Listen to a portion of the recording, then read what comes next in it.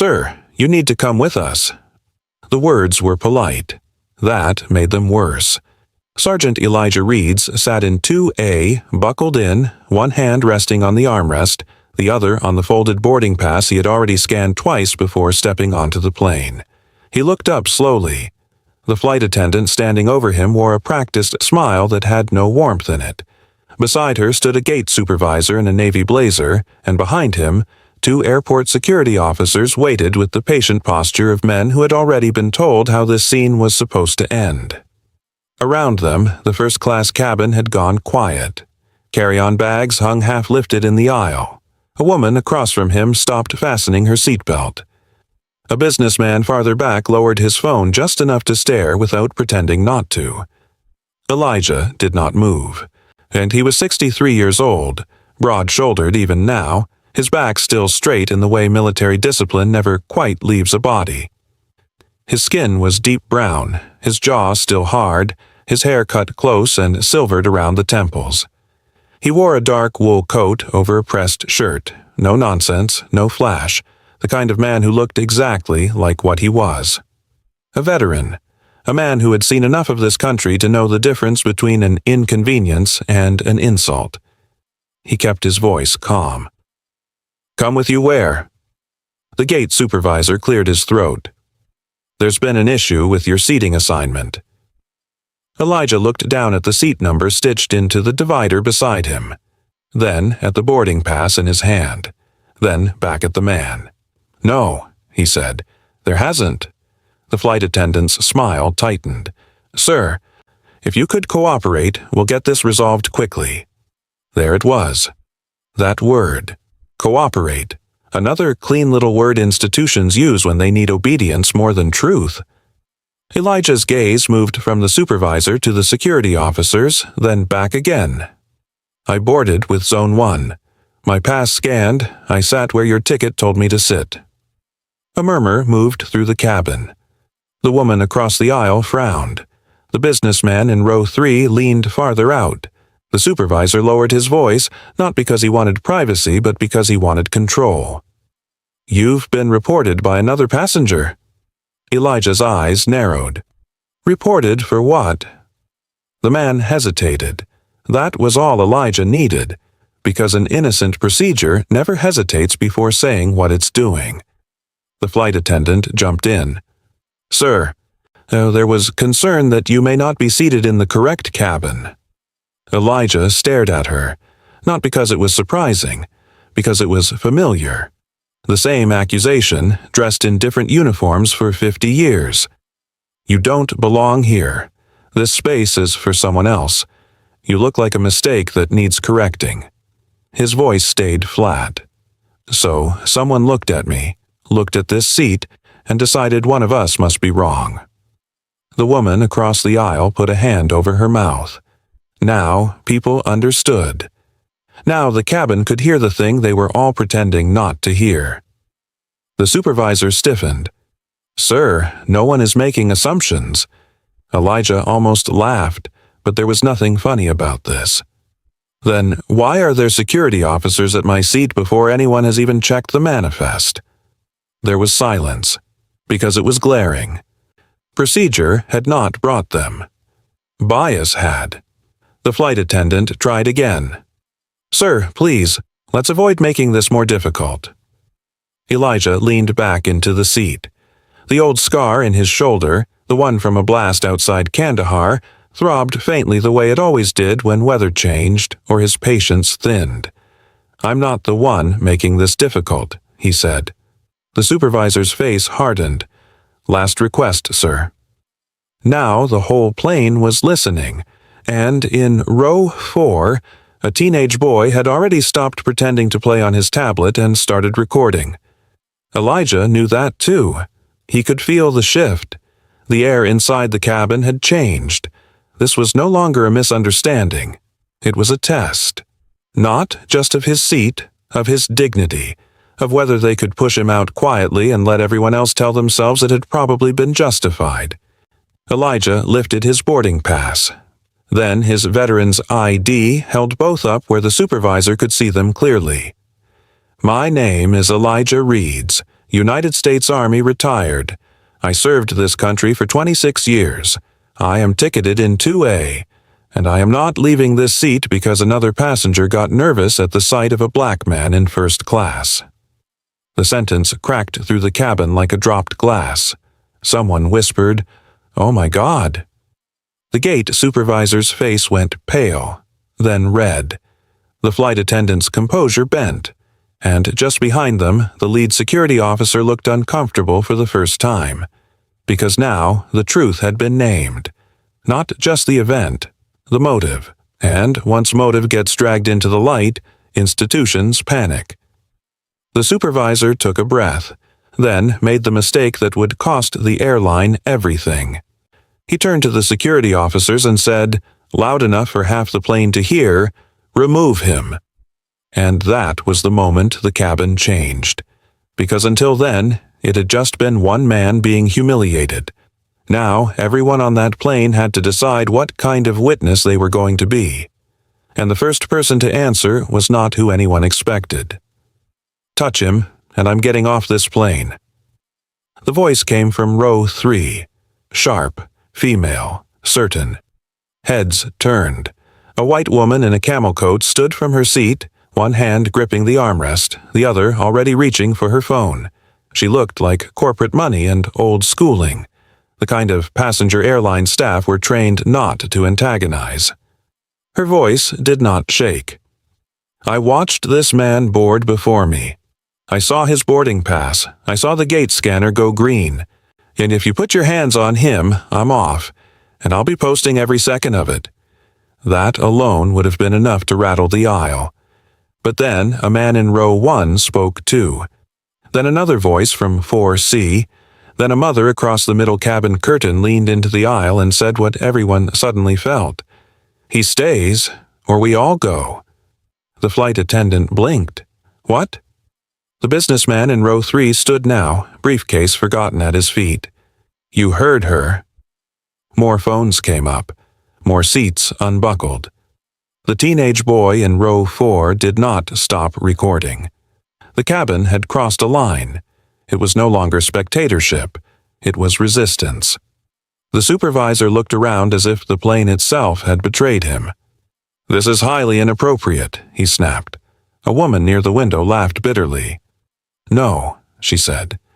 "What's inappropriate is dragging security into first class because somebody didn't think a black veteran belonged in seat 2A. That word again. Veteran. It was moving through the plane now like electricity. Not because military service should be required for dignity, but because America loves veterans in theory and flinches when one stands black and unmovable inside a space privilege assumes is reserved.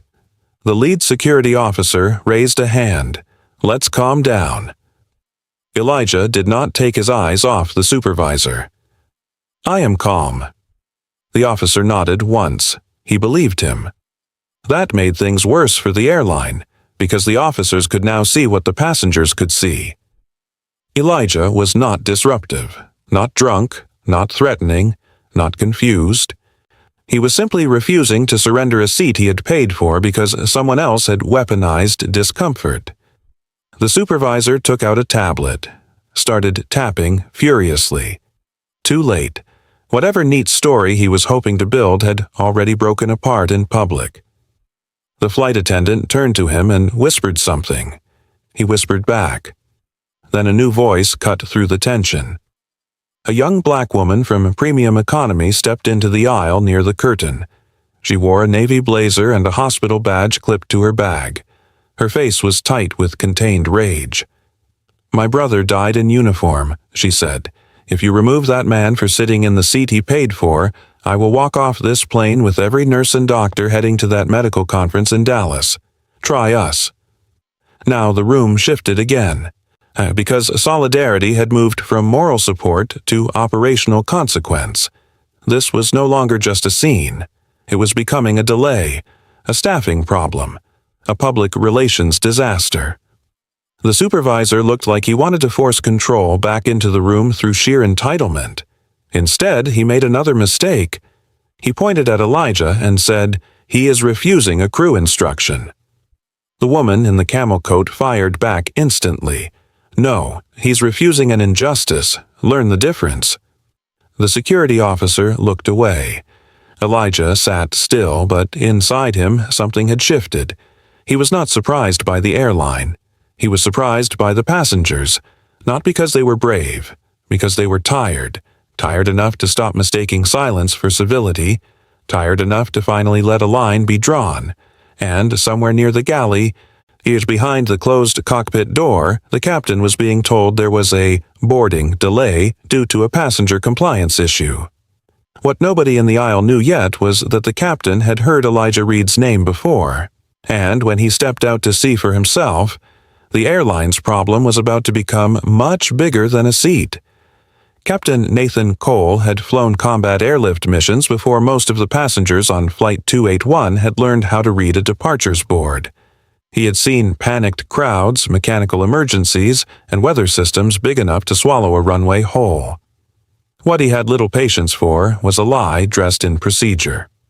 When the first officer told him there was a removal situation in first class, Cole unbuckled, opened the cockpit door, and stepped into the cabin expecting turbulence in human form. Instead, he found a stillness that told him more than shouting ever could. Phones up, passengers standing, 2 security officers not moving, a gate supervisor sweating through a practiced smile, and in seat 2A, one older black man sitting straight-backed and silent, holding a boarding pass in one hand and a veteran's ID in the other.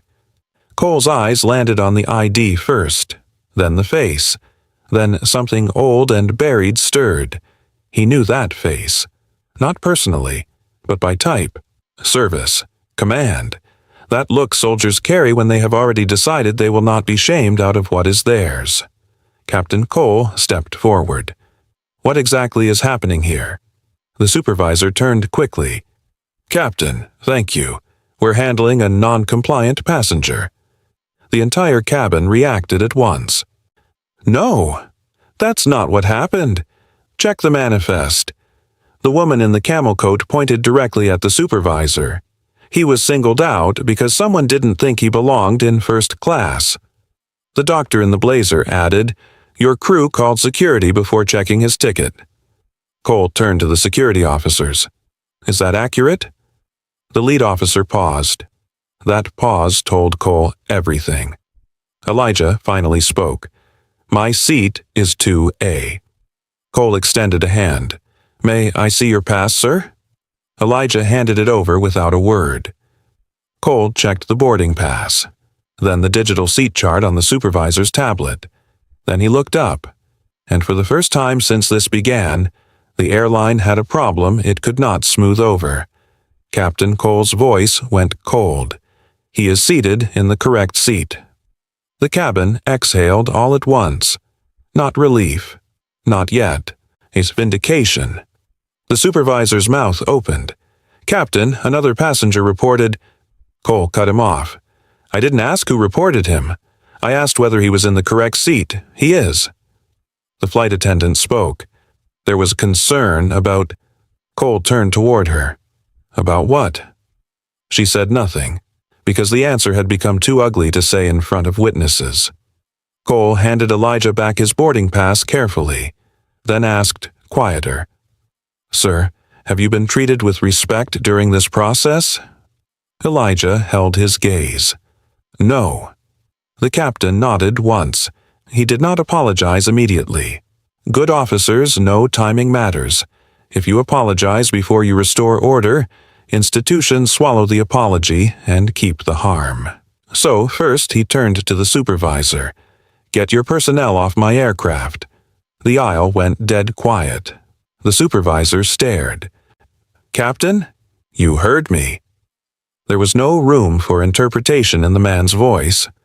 The security officers stepped back immediately. They had wanted no part of this from the beginning. The supervisor's face hardened with the kind of brittle indignation bureaucrats wear when hierarchy stops protecting them. "This is a gate matter." Cole stepped closer. "Not anymore. This is my aircraft, and I will not remove a properly ticketed passenger because someone confused race with policy." That was the line. the line that turned the incident from ugly to explosive, because now the captain had named it too. The phones captured everything. The passengers heard it. The cabin crew heard it. The airline, somewhere in its operations center, was about to hear it as well. The supervisor looked like he wanted to protest. But the energy in the cabin had shifted beyond his control. He turned sharply and motioned for the ground staff to back away. As they moved, a few passengers began clapping. Within seconds, the first-class cabin had erupted into applause so fierce and angry it sounded less like celebration and more like judgment. Elijah did not smile. He did not clap. He just sat there, holding his pass, shoulders squared, because winning the argument did not erase the insult. Captain Cole turned back to him. "Sir, I owe you an apology." Elijah studied him for a moment. "Captain," he said, "you didn't start this." Cole nodded. "No, but I am responsible for what leaves this gate under my command." That sentence mattered. It mattered enough that the teenage boy in row 4 whispered, "Damn." It mattered because responsibility is rare in public now, a rarer still when institutions are scrambling to protect themselves. Cole drew a breath, then made the second decision that would shake the airline harder than the first. He looked toward the lead flight attendant and said, "We are not closing this aircraft door until this passenger receives a formal written incident report and the station manager comes on board to address this cabin." The reaction was immediate. The flight attendant went pale. The woman in the camel coat sat back slowly, stunned. The businessman in row 3 murmured, "Oh, this just got serious." Serious was an understatement. Because once you bring a station manager onto a plane full of recording passengers and an angry captain, you are no longer handling a misunderstanding. You are building a record. And records are dangerous when the truth is ugly. Back at the terminal desk, phones were already ringing. Operations, corporate, legal, public relations. Everyone suddenly wanted to know why a plane was delayed, why passengers were filming, and why the captain had ordered a station manager on board over a seat assignment that should have taken 10 seconds to verify. No one had the full answer yet, but they were about to. Because the woman who stepped onto the aircraft next was not a manager sent to calm things down. She was sent to contain damage. And when she saw Elijah Reed's in seat 2A, her face changed in a way the cameras caught instantly, because she knew exactly who he was. And that meant Dominion Air's nightmare was only beginning. Station manager Karen Hargrove had spent 15 years learning how to make corporate disasters sound temporary. She knew how to lower her voice when everyone else was shouting, how to use policy as a wall and apology as a mop. But the moment she stepped onto Flight 281 and saw Elijah Reed's in 2A, every instinct she had built from procedure took a hard step backward, because she knew his face, not from television or the news, from a photograph, one that hung framed in the Veterans Outreach Wing at Dominion Air's headquarters, right next to a plaque the airline loved mentioning every Veterans Day. Retired Sergeant Elijah Reed's. Bronze Star, Airlift Security Detail during Operation Southern Shield. One of the men the airline once featured in a national campaign about service, sacrifice, and dignity. She stopped one step into the cabin. The woman in the camel coat noticed first. "Oh," she said quietly. "You know exactly how bad this is?" Karen ignored her, or tried to. She walked forward with her best crisis face on and nodded at Captain Cole. "Captain?" Cole didn't soften for her. Mr. Reed's was challenged in his assigned seat, threatened with removal, and subjected to security intervention before anyone properly checked the manifest. Karen turned to Elijah. "Sir, on behalf of Dominion Air, I want to apologize." Elijah lifted a hand. "No." That froze her. "No? No apology before facts," he said. "Tell this cabin why your staff tried to remove me." That landed like a brick. Karen understood immediately. She also understood she was trapped. The passengers were listening. The cameras were up. The captain was standing there. And Elijah Reeds was not asking for soothing language, he was demanding institutional honesty. Karen chose caution. There was a report from another customer expressing concern about seating irregularity. The cabin erupted. That's nonsense. Say what it really was. The doctor in the blazer stepped into the aisle again. No, say it properly. Someone saw a black man in first class and your staff acted on their prejudice. Karen's mouth tightened. In another context, she might have tried to redirect. Not here. Not with this many eyes on her. Not with the captain still standing in open opposition to her gate team. She inhaled once, then said it in the only form left. A customer challenge regarding this passenger's presence in the cabin was acted on before proper verification. Elijah stared at her. That's still cowardly language. The room went silent again. Karen looked at him, then around the cabin, then finally down. She knew. Everyone knew. So she said the sentence the airline would spend months wishing had never become necessary. Our staff acted on a biased assumption instead of confirmed information. There it was, no euphemism. Phones captured every word. A passenger in row 5 whispered, "Finally." Karen continued quickly, desperate now to control the damage with speed, if not elegance. Mr. Reeds was, in fact, properly seated. The response should never have escalated to security. It was wrong. Elijah held her gaze. The old hurt in him did not vanish, but something in the cabin eased. Not because justice had been done, because denial had finally died. Captain Cole nodded once. "Thank you." Karen turned to Elijah again. "Sir, I will personally file this incident, remove the reporting customer's complaint from operational standing, and ensure written documentation is provided before departure." The businessman in row 3 spoke up. "And what about the crew who did this?" Karen hesitated. That hesitation told the passengers everything corporate loyalty always tells people when the truth becomes expensive. The woman in the camel coat laughed sharply. "Exactly." Elijah finally asked the question that mattered most. "Would any of this be happening if this cabin hadn't refused to let you take me off the plane?" Karen did not answer. She did not need to. Her silence was enough. Because everyone on that plane understood it now. If the passengers had not resisted, if the captain had not stepped out, if Elijah had obeyed politely enough to disappear, the record would have read, "passenger issue." And that was the real violence, not just the humiliation, the attempted rewriting of it afterward. Elijah leaned back. For the first time since this began, weariness showed around his eyes. He was tired. Not old man tired, American tired. The kind of tired black men carry when institutions keep demanding grace from them as proof of innocence. Karen noticed it too. Her voice softened. "Mr. Reeds, do you still wish to travel on this flight?" That question made the whole cabin tense, because now the power had shifted one final time. Not to the airline. To him. He could leave. He could stay. He could shut the whole thing down if he wanted. The passengers waited. The captain waited. Even the cabin crew waited. Elijah looked out the window for one long second, then back toward the aisle full of witnesses. And when he spoke, his answer changed the meaning of the whole incident. "Yes," he said. "I'm flying." A few people exhaled audibly, but he wasn't finished.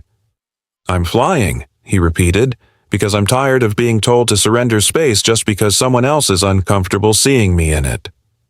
That sentence moved through the plane like the weather. People sat straighter. The doctor in the blazer wiped her eyes. The teenage boy in row 4 lowered his phone for the first time. Elijah adjusted his seatbelt, then added, looking directly at Karen, "But understand this. I'm staying because they stood up." He glanced at the passengers. "Not because your airline found its conscience." Karen took that hit and deserved it. Captain Cole stepped back toward the cockpit. "Then we depart when Mr. Reeds has his documentation." He turned to the cabin. "And for the record, you all handled yourselves better than this airline did." That got a grim laugh. The energy broke slightly, not into comfort, into solidarity. The kind that only arrives after shame has been dragged all the way into daylight. What none of them knew yet was that by the time the plane pushed back from the gate, the video had already left the terminal. And by the time it landed, Dominion Air would be facing something worse than outrage. It would be facing evidence, not just of bias, of how close it had come to succeeding.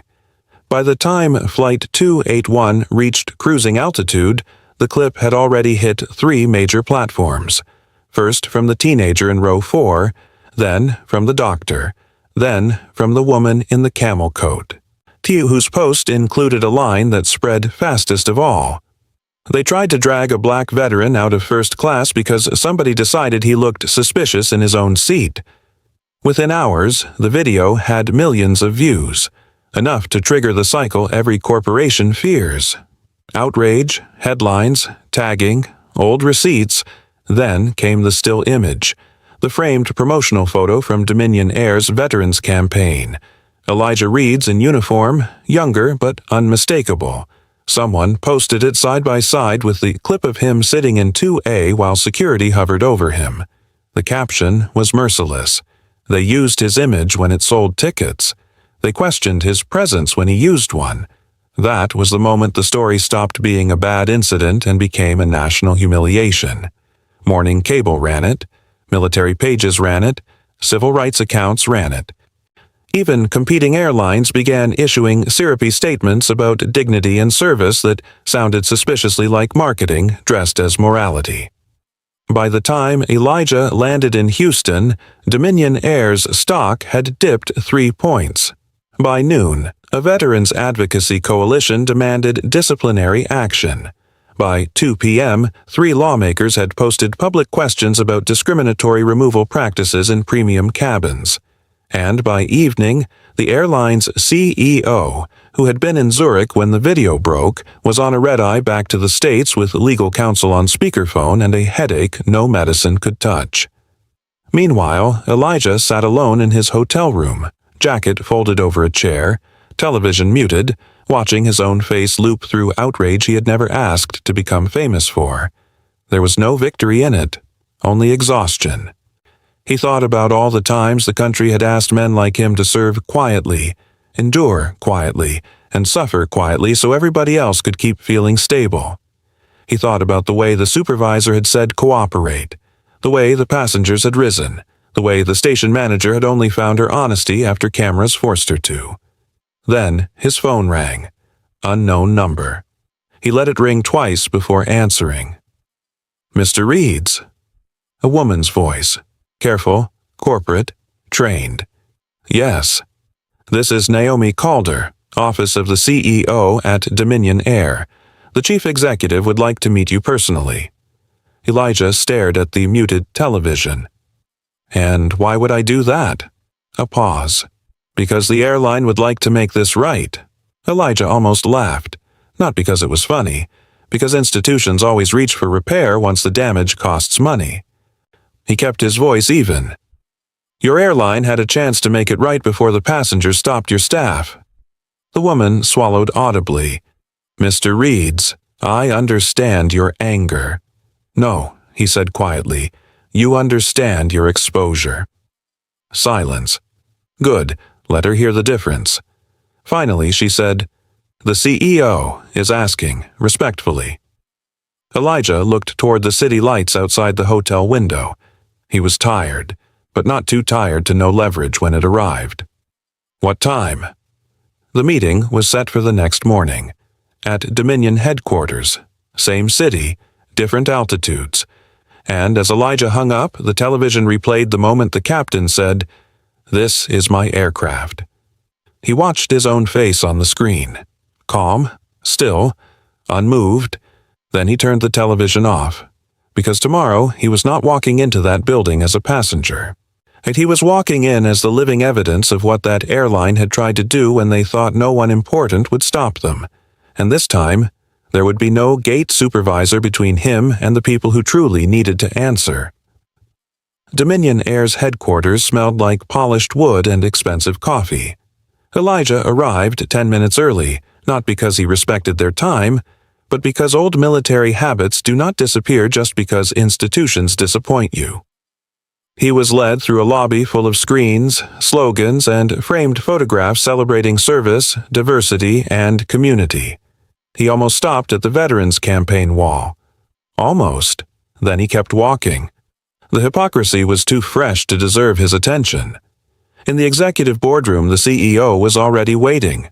Richard Vail, early 60s, silver hair, and the sort of expensive calm that comes from a life mostly insulated from consequences. But today the calm was thinner. At the table with him sat Naomi Calder, Dominion's general counsel, the head of public affairs, and Karen Hargrove, the station manager from the plane. Karen looked worse than yesterday. Vail stood. "Mr. Reeds, thank you for coming." Elijah did not offer his hand immediately. He took his seat first, then said, "You have 20 minutes?" That changed the room, because rich institutions are used to setting the pace of apology. Elijah had no interest in giving them that comfort. Vail nodded once and sat. "What happened to you on Flight 281 was unacceptable." Elijah said nothing. Vail continued, "There is no excuse." Still nothing. The CEO folded his hands. "I want to apologize, personally and on behalf of Dominion Air." Elijah looked at him steadily. "And then what?" That startled him, not because the question was strange, because it cuts through the performance. Vail leaned back slightly. "We're conducting a full internal review." Elijah almost smiled. "Of course you are." The general counsel jumped in. "The involved staff have been placed on administrative leave pending investigation." Karen stared at the table. The CEO pushed forward. "We would also like to discuss a formal settlement." There it was. Not justice, not repair. Containment. Elijah rested one hand on the table. "I'm not here for a check." That threw them. Vail blinked. "I understand this is not only about compensation." "No," Elijah said. "It's about corrections." That landed. He saw it move through the room. A correction costs more than settlement. Correction leaves records, requires systems to change, threatens comfort. The CEO chose his words carefully. What would correction look like to you? Elijah had been thinking about that since the phone call. Not because he wanted revenge, because he understood something power rarely expects from people it underestimates. Strategic clarity. He spoke slowly. It would look like your airline publicly admitting that race shaped your staff's response before policy did. Vail shifted. It would look like every crew member and gate supervisor being retrained on removal escalation and bias response. Naomi Calder began taking notes. Elijah did not slow down. It would look like written protections requiring manifest verification before security intervention on seating disputes. The public affairs chief looked up sharply. Elijah kept going. And it would look like a Veterans Travel Protection Fund underwritten by your airline for service members facing discriminatory treatment in transit. Now, the CEO was really listening. Not because he liked it, because he could already see the headline if he refused. Black veteran rejected settlement, demands structural reform. Elijah leaned forward slightly. You used men like me in your campaigns. Then honor us when we're inconvenient, too. That line hit Vail hard enough to show in his face. For the first time, the CEO looked less like a corporate figure and more like a man realizing the old playbook would not save him. He tried one more angle. "Mr. Reeds, these are significant demands." Elijah nodded. "So was my dignity."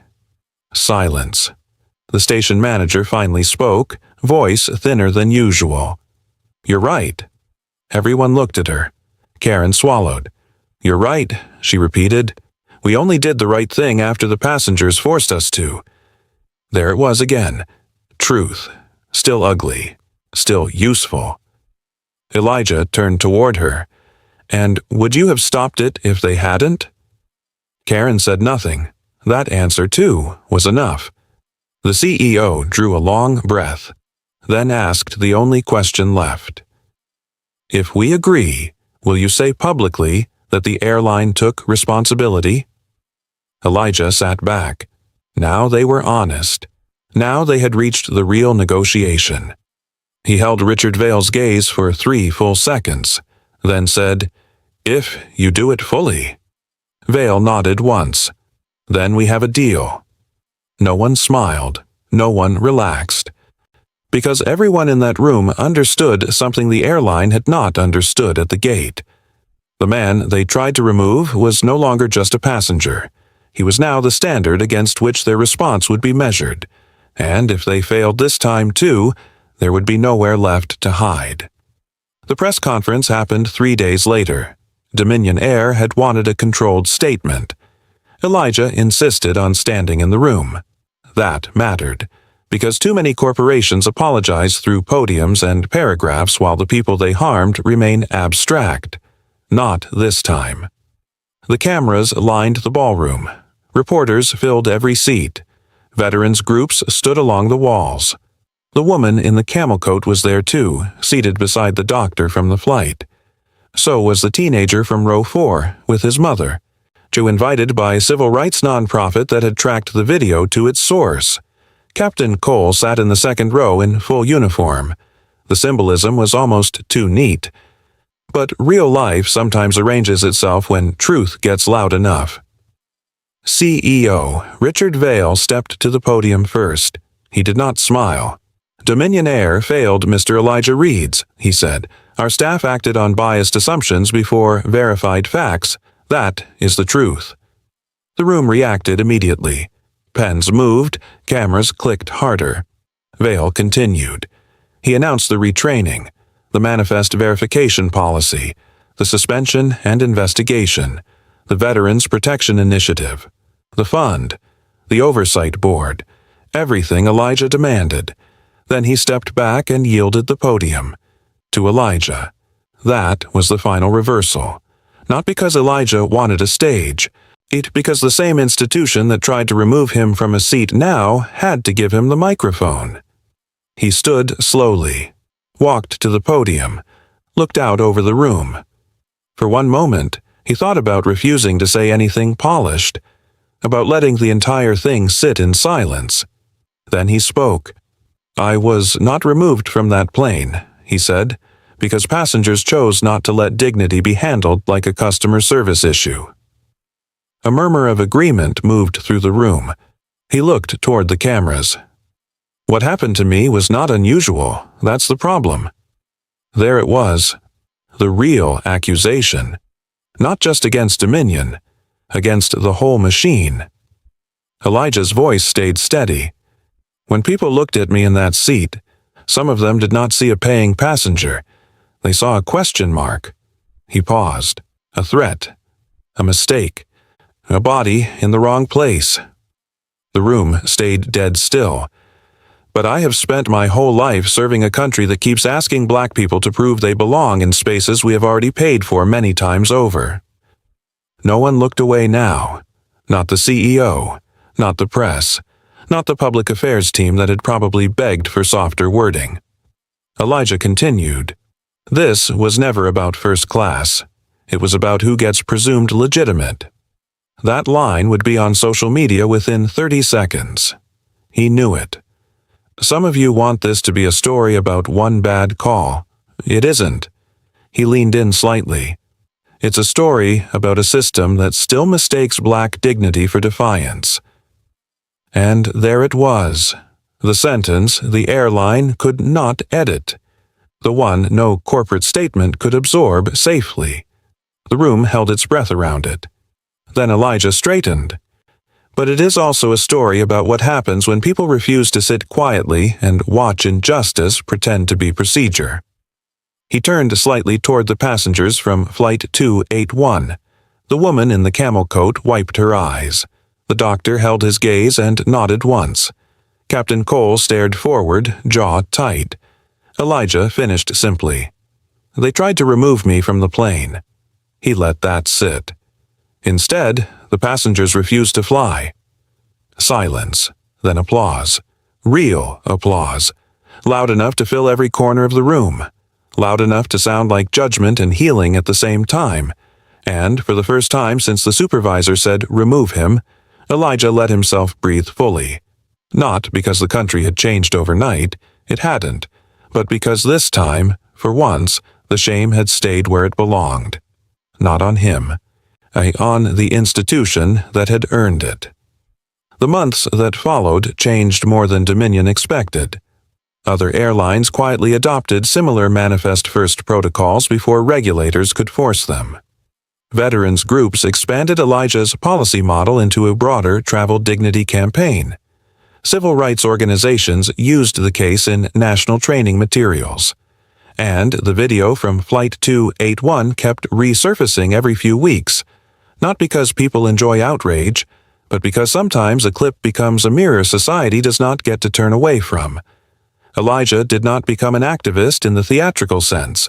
He did not go on speaking tours, did not chase panels, did not build a brand from humiliation. He went back to living, quietly, which somehow made the story stronger, because real dignity rarely looks like performance. It looks like a man taking his seat and refusing to surrender it. Still, every once in a while, people recognized him in airports. A nod at a gate, a handshake in a coffee line. Once, a young black pilot stopped him near security and said, "Because of what happened to you, I don't let anything move in my cabin until I know exactly why."